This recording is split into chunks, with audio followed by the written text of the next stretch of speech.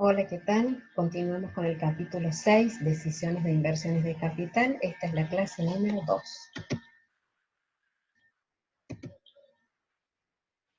En la clase anterior habíamos mencionado que los métodos de presupuestación de capital podían dividirse en dos tipos de modelos, los que se llamaban modelos no de descuento, como es el periodo de recuperación y la tasa de rendimiento contable.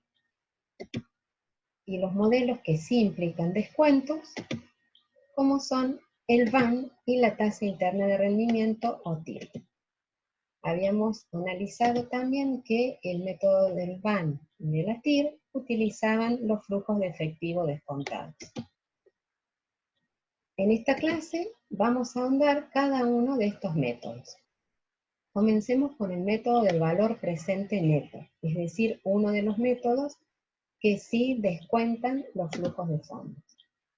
Este método determina la ganancia o pérdida monetaria esperada de un proyecto al descontar todos los ingresos y egresos futuros esperados al momento presente, utilizando la tasa de rendimiento requerida. Aquí tenemos la fórmula, cómo se calcula el VAN, en la que podemos ver que VAN va a ser igual a un monto de dinero que representa una ganancia o pérdida monetaria que arroja este proyecto y que surge de comparar la inversión inicial neta que tenemos en primer lugar en sentido negativo, ya que implica un desembolso de efectivo, más la sumatoria de todos los flujos de fondos netos descontados a la tasa de rendimiento requerida, desde el periodo 1 hasta el N, completando la totalidad de la vida útil del proyecto.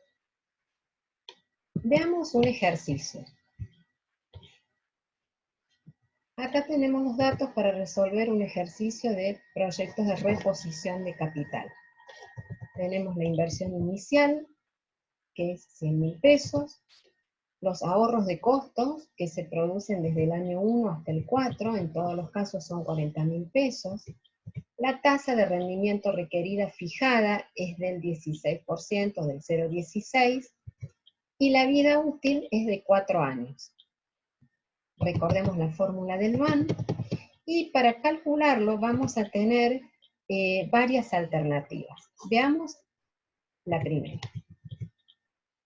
Tenemos la inversión inicial en el momento 0, el desembolso de 100.000, y en el año 1, 2, 3 y 4, los ahorros de costos, que son ingresos de efectivo, se trabajan como un ingreso de efectivo, de 40.000 pesos. Cada uno de estos ahorros de costos es descontado, acá podemos ver el factor de descuento obtenido de la tabla de descuento, es descontado teniendo en cuenta el periodo al que pertenece y la tasa de descuento, que es el 0,16. Estos conceptos ya tienen que ser conocidos o estar familiarizados con ellos. Descontamos para el primer año 40.000, por supuesto que siempre vamos a obtener cifras menores a 40.000, para el segundo año es menor aún, para el tercer año y para el cuarto año. Una vez que todo está descontado al momento 0, podemos realizar la suma algebraica, inversión inicial y todos los flujos ya descontados, y así obtenemos el VAN, igual a 11.920 pesos. Como el VAN es positivo, el proyecto se acepta. Acá los criterios de aceptación que vamos a tener van a ser los siguientes. Un VAN superior a 0, el proyecto se acepta. Un VAN inferior a 0, el proyecto se rechaza en términos cuantitativos. Y un VAN igual a 0, en principio se podría estar aceptando el proyecto, ya que no genera una pérdida de valor para la empresa. La segunda alternativa de cálculo que tenemos, si no contamos con el dato de los factores de descuento, como teníamos en el primer caso, es abrir la fórmula de VAN y representarla como la inversión, el egreso por la inversión inicial más cada uno de los flujos de fondos netos descontado por la tasa de rendimiento requerida por 1 más i elevado al periodo del que se trata. Bueno, esto se hizo en este caso, y llegamos a un VAN igual a 11.927,23, por supuesto un VAN positivo, casi el mismo que habíamos calculado, el proyecto se acepta. En este caso, en la segunda alternativa, el VAN es exacto, ya que hemos trabajado con la totalidad de decimales. Y en la primera alternativa, como utilizamos el factor de actualización, este factor de actualización solo considera 3 decimales, de ahí la diferencia que tenemos entre un resultado y otro. La tercera alternativa es calcularlo con la calculadora financiera o con una planilla, como hicimos en este caso. Yo tomé acá la fórmula del valor actual, neteada con la inversión inicial, y obtengo el valor actual neto, igual que coincide con el de la segunda alternativa. Bueno, estas son las tres formas que tienen para trabajar a la hora de presentarse en un examen final.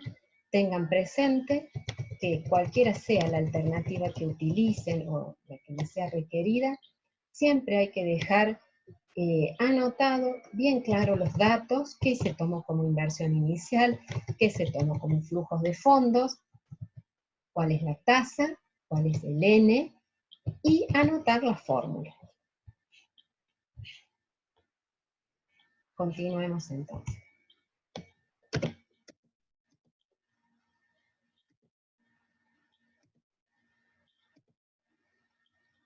Veamos ahora el método de la tasa interna de rendimiento, o TIR. Este método determina la tasa de descuento a la cual el valor presente de los ingresos de efectivo esperados en un proyecto igualan al valor presente de los egresos de efectivo esperados. Quiere decir que la TIR va a ser la tasa a la cual, descontando todos los flujos de fondos netos al momento cero, hace que obtengamos un VAN igual a cero. Es decir, estamos igualando el valor presente de los ingresos de efectivos futuros con el valor presente de los egresos de efectivos futuros que origina el proyecto. Acá tenemos la fórmula, similar a la del VAN, pero como tasa de descuento no vamos a utilizar la tasa de rendimiento requerida, sino que es la TIR. Y esto nos va a dar un VAN igual a 0. Veamos un ejemplo.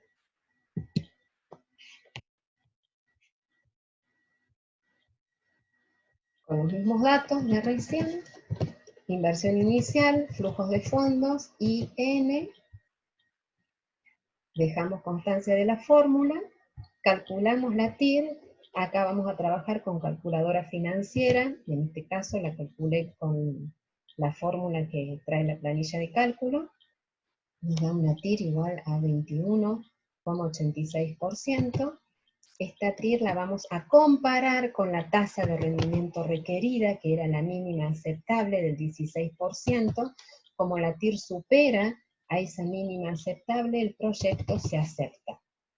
Ya vamos a ver o a mencionar la concordancia que hay entre VAN y TIR, ya que si sabíamos que el proyecto se aceptaba porque nos había dado un VAN positivo, necesariamente la TIR tenía que ser mayor a la tasa de rendimiento requerida. Bien. Volvamos entonces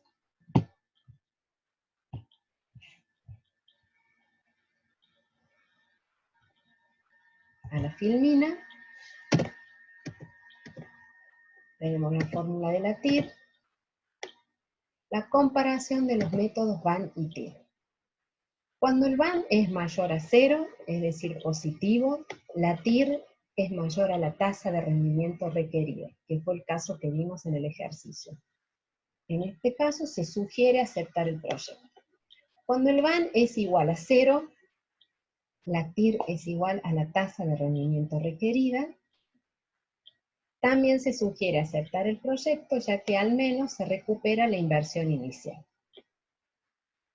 Cuando el VAN es menor a 0, es decir, que es negativo, la TIR es menor a la tasa de rendimiento requerida, en este caso debería rechazarse el proyecto. Acá estamos analizando si se acepta o se rechaza un proyecto en términos cuantitativos financieros.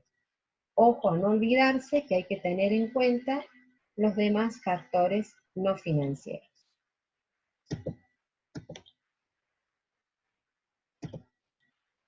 Ventajas del VAN. Está íntimamente relacionado con la TIR, es fácil de entender y de comunicar. El resultado final del VAN se expresa en pesos, no en porcentaje.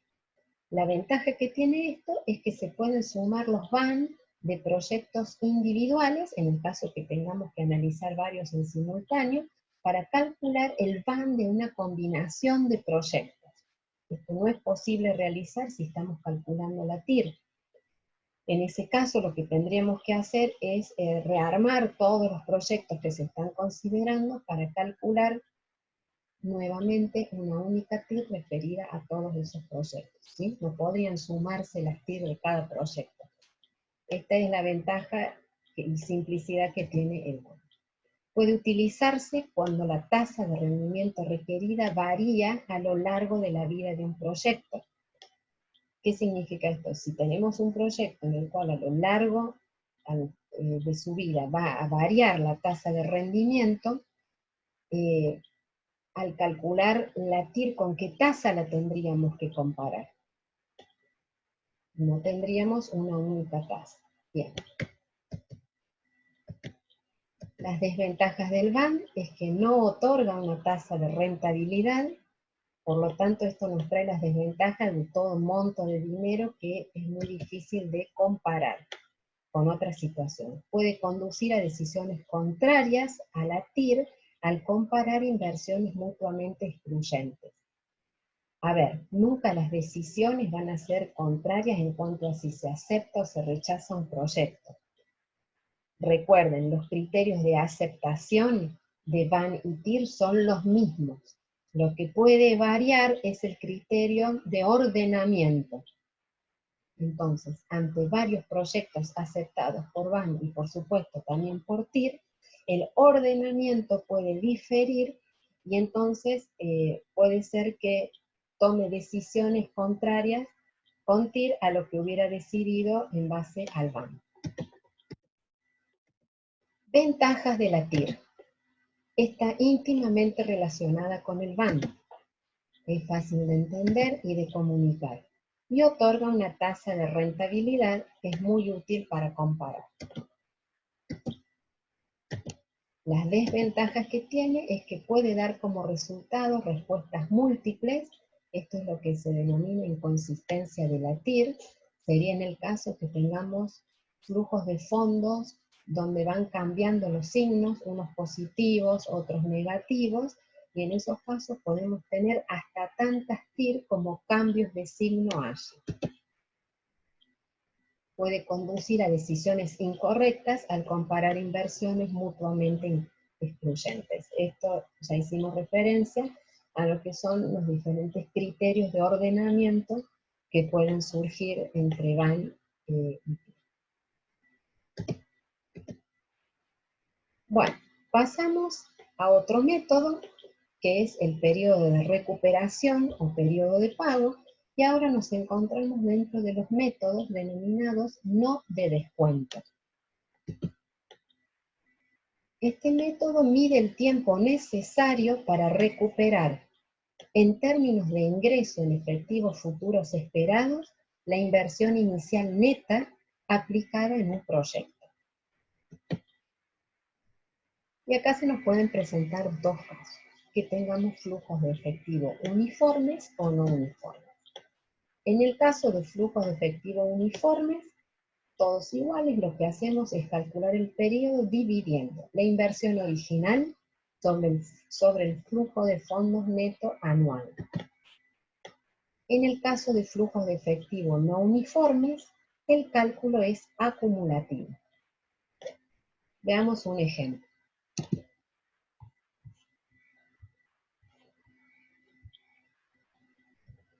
En el primer caso vamos a tener el periodo de calcular el periodo de recuperación con flujos de fondos netos uniformes.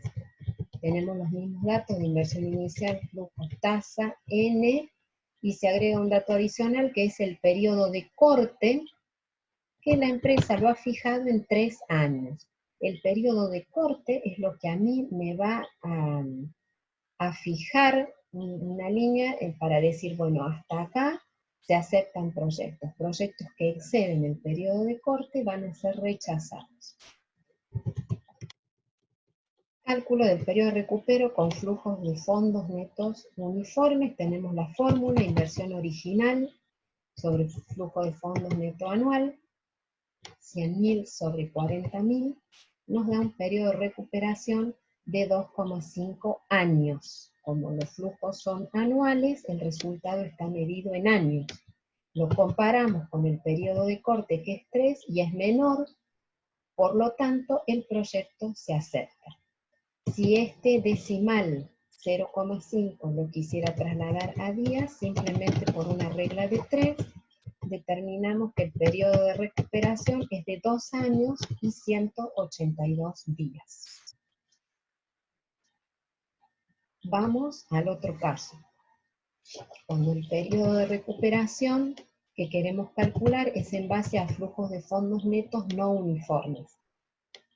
Tenemos la inversión inicial de 100.000 y acá los ahorros de costos van a cambiar. Tenemos para el año 1 20.000, luego 30.000, 40.000 y 70.000. Misma tasa, mismo N y el periodo de corte. Dijimos que para calcular el periodo de recuperación lo hacemos de manera acumulativa y para eso vamos a construir una tabla en la que vamos a tener en cuenta los años del proyecto y el momento cero, los ahorros de efectivo, luego los ahorros de efectivo acumulados y por último la inversión inicial no recuperada al finalizar el año. En el momento cero arrancamos con una inversión inicial de 100.000. Durante el año 1 el ahorro de efectivo es de 20.000, acumulado 20.000. Al finalizar el año 1 la inversión inicial no recuperada es de 80.000. De los 100.000 iniciales ya recuperamos 20.000. En el año 2 tenemos el flujo de 30.000, ya acumulado 50.000. Al finalizar el año, la inversión no recuperada es 50.000, que sería, podemos calcularlo como los 80.000 menos los 30.000 del año 2, o los 100.000 originales menos los 50.000 acumulados. En el año 3, el flujo es de 40.000, ya llevamos acumulados 90.000, la inversión no recuperada al finalizar el año es de 10.000, calculada como 100.000 menos los 90.000 acumulados, o 50.000 del año anterior menos los 40.000 obtenidos, nos da los 10.000. Como en el año 4 el ahorro de efectivos es 70.000 y supera a los 10.000, ya sabemos que el periodo de recupero va a ser de un poco más de 3 años. Es decir, lo recuperamos en 3 años y una parte del año 4. Por lo tanto, nuestro periodo de recuperación va a ser igual a 3 años más 10.000, que es lo que nos queda por recuperar, dividido los 70.000, que es el flujo que uniformemente se va a dar durante todo el año 4. Multiplicado por un año, esto nos da 3,1428. Mayor a 3, por lo tanto, en este caso el periodo de recuperación es mayor al periodo de corte, no se acepta el proyecto. Por una regla de 3 podemos calcular cuánto es ese decimal de 0,1428 representado en días y nos da 52 días. El periodo de recuperación excede al periodo de corte, 3 años y 52 días. Bien, volvamos a la filmina.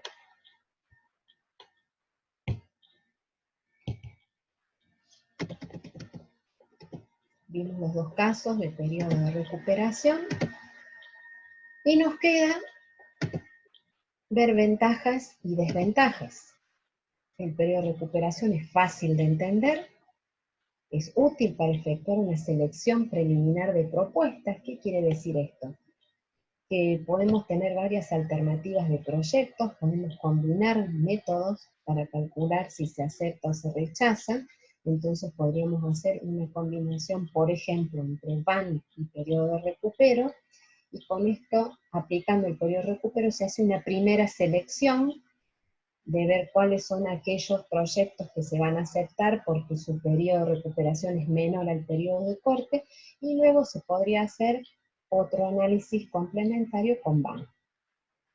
Otra ventaja es que se da prioridad a flujos de efectivo en periodos tempranos y a la recuperación de la inversión. Los flujos de efectivo esperados en el futuro son muy inciertos. El método periodo de recuperación lo que está priorizando es la liquidez. Cuando acá nos dice se da prioridad a flujos de efectivo en periodos tempranos, quiere decir que el método está seleccionando aquellos proyectos que más rápido van a hacer que recuperemos la inversión. En el ejemplo que vimos recién, en el último caso, cuando los flujos no eran uniformes, el proyecto se rechazaba porque, si ustedes recuerdan, en una de las causas, en el último año es donde se obtiene el mayor flujo. Mientras que si se hubieran obtenido flujos más altos en los primeros años, seguramente el proyecto se aceptó. Desventajas del periodo de recuperación: no incorpora el valor del dinero en el tiempo, no considera los flujos de efectivo de un proyecto después del periodo de pago. Acá tenemos dos puntos importantes. En primer lugar, forma parte de los métodos no de descuento y estamos ubicados dentro de proyectos que duran mucho en tiempo, muchos años, por lo tanto no es menor que no tenga en cuenta el valor del dinero en el tiempo. Luego, no considera los flujos de efectivo después del periodo de pago. Lo que le interesa es cuándo recupera respecto de esa fecha que ha fijado la empresa, y más allá no se analiza qué pasa con ese proyecto. Requiere un punto de corte arbitrario. Bien, vamos al último de los métodos dentro de los modelos no de descuento, que es la tasa de rendimiento contable. La tasa de rendimiento contable se basa en la contabilidad devengada, a diferencia de los otros métodos. Acá tenemos la principal diferencia con lo que hemos visto hasta ahora. Tanto VAN y TIR, que pertenecen a modelos de descuento, como el periodo de recuperación, que pertenece a los modelos no de descuento, trabajan con flujos de fondos de efectivo. Es decir, que esos flujos los armamos con el criterio de lo percibido, teniendo en cuenta ingresos y egresos de fondo. La tasa de rendimiento contable, que es el último método que nos queda por analizar, se aparta de este criterio, no utiliza el criterio de lo percibido y trabaja por lo devengado. Se basa en datos contables. La tasa de rendimiento contable mide el rendimiento de un proyecto en términos de la utilidad contable. Indica la tasa a la cual un peso de inversión genera una utilidad operativa después de impuestos. La vamos a calcular de la siguiente forma. La tasa va a ser igual a la utilidad promedio dividido la inversión inicial o original.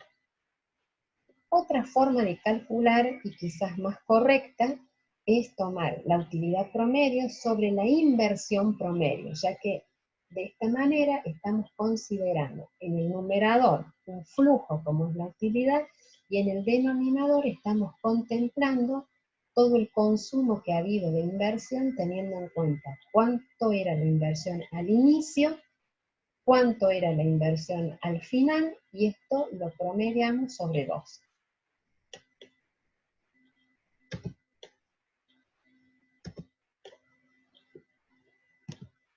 Vamos a ver un ejemplo de tasa de rendimiento contable.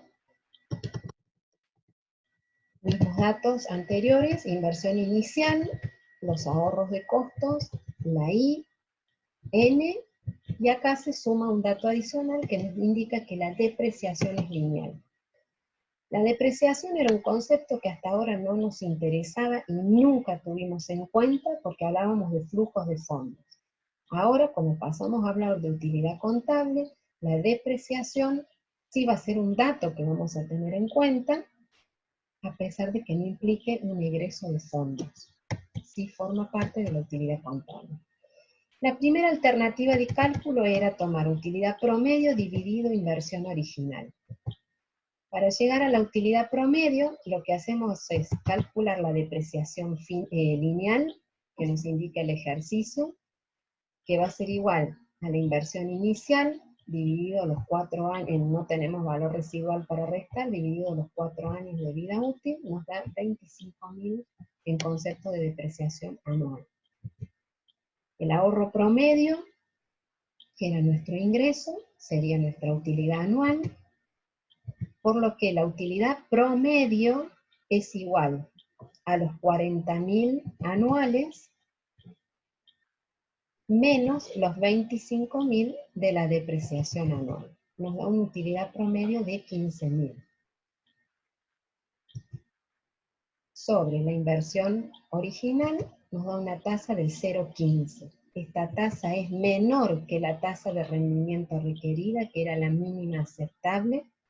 Por lo tanto, el proyecto no se acepta. La segunda alternativa de cálculo era considerar la inversión promedio, alternativa que es más correcta. Tenemos el mismo dato de depreciación lineal, el ahorro promedio, utilidad promedio 15.000. En este caso, la inversión promedio va a ser igual a 50.000, calculada como los 100.000 de inversión original más 0, que es la inversión al final, porque no nos está dando ningún dato de valor de recuperos al final de la vida útil, dividido 2. Esto nos da una tasa de rendimiento contable del 0,30, efectivamente mayor que la de rendimiento requerida. Con esta forma de cálculo el proyecto se acepta.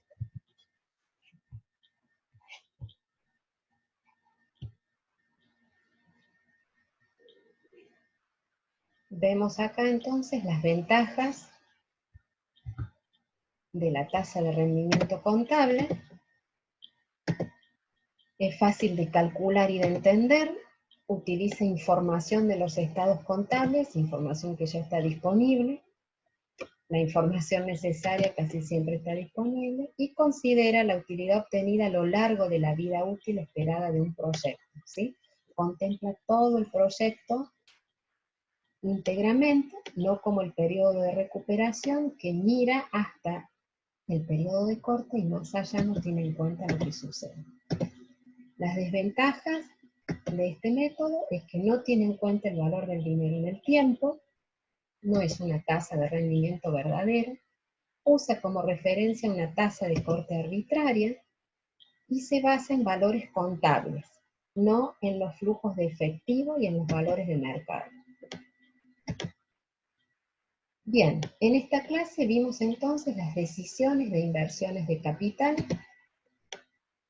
y sobre este tema, métodos de presupuestación de capital, desarrollamos los 4 métodos, modelos que sí implican descuentos como Vanity, modelos no de descuentos como periodo de recuperación y tasa de rendimiento contable. Muchas gracias por su atención, continuamos en la clase siguiente.